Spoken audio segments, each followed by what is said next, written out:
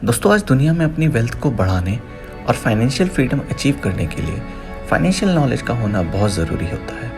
और एक्सपर्ट्स की अगर माने तो फाइनेंशियल एजुकेशन को बढ़ाने का सबसे सही तरीका होता है किताबें पढ़ना। यही वजह है कि दुनिया में फाइनेंशियल एजुकेशन के ऊपर बहुत सारी बुक्स लिखी गई हैं। रॉबर्ट कियोसाकी की लिखी book rich dad poor dad ऐसी ही एक किताब है जिसे लोग लाइफ में अपने गोल अचीव करने और सक्सेसफुल बनने के लिए पढ़ते हैं। और इसी वजह से फाइनेंशियल लिटरेसी के लिए रिच डैड पुअर डैड को दुनिया की बेस्ट सेलर बुक्स में शामिल किया जाता है। और आज की इस वीडियो में मैं आपको इसी बुक की समरी बताने वाला हूँ। दोस्तों, रिच डैड पुअर डैड की कहानी रॉबर्ट कियोसाकी की अपनी खुद की लाइफ स्टोरी पर आधारित है।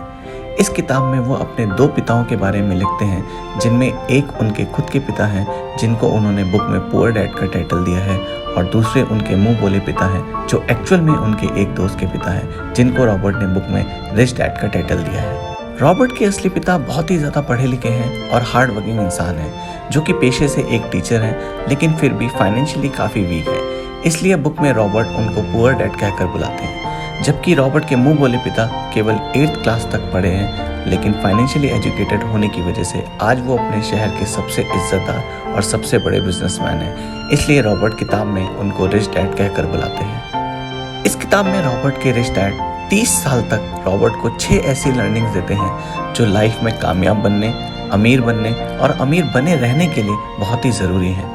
और रिच डैड के वही 6 लेसन दुनिया के किसी भी इंसान को अमीर बनाने के काम आ सकते हैं, अब चाहे वो इंसान पढ़ा लिखा हो या ना हो।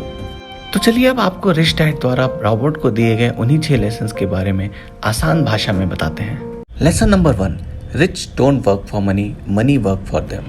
इस लेसन में रिच डैड बताते हैं कि दुनिया के लगभग सभी लोग एक अजीब तरह की दौड़ में लगे हुए हैं, जिसको रिच डैड रैट रेस कहते हैं।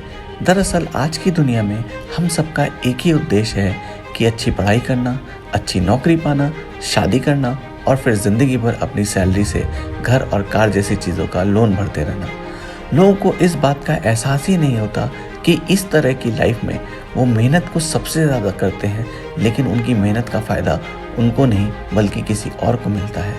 असल में कुछ लोग इस रैट रेस से बिल्कुल खुश नहीं होते हैं, लेकिन अपने मन का डर, अपना घर और अपनी लाइबिलिटीज़ की वजह से वो ना चाहते हुए भी इस रैट रेस का हिस्सा बने रहते हैं। रिच डैड कहते हैं कि हमको सबसे पहले इस रैट रेस के डर से बाहर निकलना चाहिए और कुछ ऐसा करना चाहिए जिससे हम पैसे के लिए काम ना करें बल्कि पैसा हमारे लिए काम करे। Lesson number 2, keeping money is more important than making money.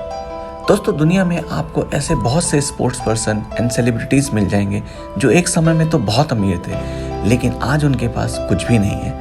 असल में लोग इस तरह अमीर से गरीब इसलिए हो जाते हैं क्योंकि उनमें फाइनेंशियल एजुकेशन की कमी होती है, यानी उनके अंदर पैसों को मेंटेन और ग्रो करने का हुनर नहीं होता है। रिच डैड इस बात को इस एग्जाम्पल से बताते हैं कि पूरी दुनिया में घर को एसेट माना जाता है, जबकि घर को एसेट नहीं बल्कि एक लायबिलिटी होता है, क्योंकि एसेट तो वो होता है जो आपके पैसों को कई गुना बढ़ा दे, जबकि घर लेने के लिए लिए गए लोन और EMI की वजह से असल में उस घर से पैसे आना नहीं बल्कि आपसे की जेब से पैसे ज़्यादा चले जाते हैं। यानी कि एसेट वो होता है जो आपके काम ना करने पर भी आपको पैसा कमा कर दे और आपके पैसों को ग्रो करे। रिच डैड कहते हैं कि सिर्फ पैसा कमाना ही ज़रूरी नहीं बल्कि पैसे को कमा कर उसको मेंटेन करके ग्रो कैसे किया जाए, ये जानना, ये सीखना सबसे ज़्यादा इम्पोर्टेंट होता है। Lesson number 3, get in your business along with your job. दोस्तों, जब हमको एक जॉब मिलती है तो हमको लगता है कि हम जॉब से अमीर बन जाएंगे और हम पूरी लाइफ उसी जॉब में बिता देते हैं, लेकिन दुनिया की सभी अमीर लोग सिर्फ जॉब से अमीर नहीं होते हैं। रिच डैड कहते हैं कि अगर इंसान चाहे तो वो अपनी जॉब के साथ अपना एक बिजनेस भी कर सकता है और अमीर बन सकता है। अब इस बात को समझने के लिए हम दुनिया की सबसे बड़ी फास्ट फूड चेन मैकडॉनल्ड के फाउंडर रे क्रॉक का एग्जाम्पल ले लेते हैं।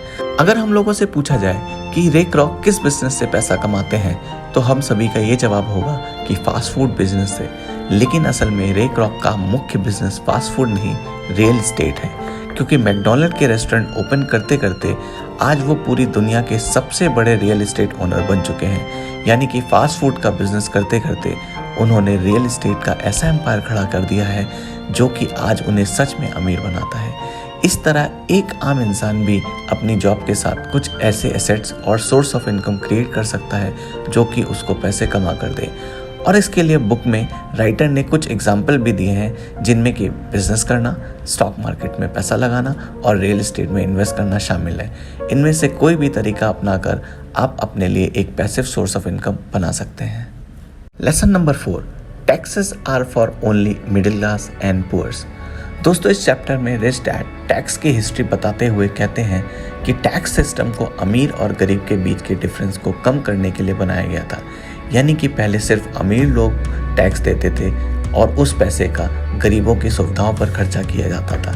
लेकिन धीरे धीरे टैक्स मिडिल क्लास और अपर मिडिल क्लास पर भी लगना शुरू हो गया और अब ये मामला पूरा उल्टा हो चुका है, क्योंकि आज अमीर लोग अपने दिमाग और चालाकी से खुद को टैक्स देने से बचा लेते हैं और सरकार के पास जो सबसे ज़्यादा टैक्स आता है वो मिडिल और अपर मिडिल क्लास के पास से ही आता है। अमीर लोग पहले पैसा कमाते हैं, फिर अपनी ख्वाहिशें पूरी करते हैं और फिर अगर कुछ बच जाता है तो वो टैक्स में दे देते हैं, जबकि middle and upper middle class लोग पैसे कमाने के साथ ही टैक्स भरते हैं और लास्ट में जो बचता है उसको वो अपने घर परिवार और अपने लिए खर्च करते हैं। Lesson number 5, the rich invent money. दोस्तों, Jeff Bezos, Bill Gates, Mark Zuckerberg, Elon Musk, Dhiru Bhai Ambani और अजीम प्रेमजी, ये सब कुछ ऐसे नाम हैं जो एक ऐसा बिजनेस या आइडिया लेकर आए जो इनसे पहले दुनिया में किसी ने भी नहीं सोचा था और अपने उसी रेवोल्यूशनरी आइडिया से इन लोगों ने पैसे को इन्वेंट किया है।